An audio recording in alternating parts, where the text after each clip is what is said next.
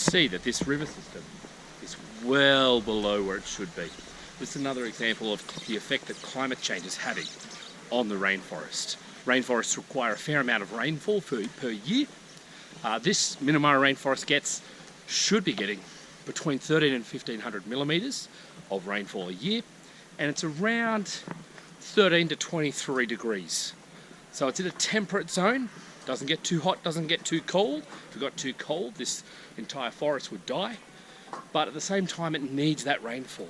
And this is becoming a huge problem.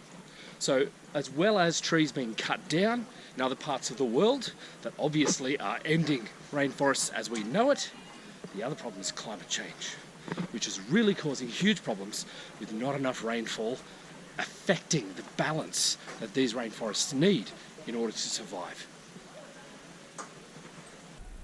One of the biggest threats to rainforests are fires. There's been 2 major fires in the Minamara rainforest in the last century or so.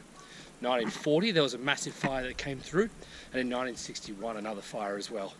The big problem with fires are rainforests don't act like other forests in Australia, which are actually kind of needing fires in order to regerminate. So banksia seeds, for example, don't open unless they have extreme heat. However, rainforests don't work that way. If a bushfire goes through a rainforest, it just kills the forest dead. So there are areas in the Minamara rainforest that are just completely no longer rainforest. They've been taken over by lantana, an introduced species from South America, and they're just simply gone.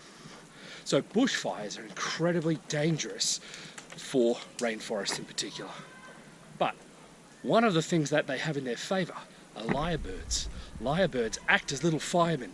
They kind of toss up the soil and make sure that there isn't too much leaf litter on the surface to use as fuel for fires.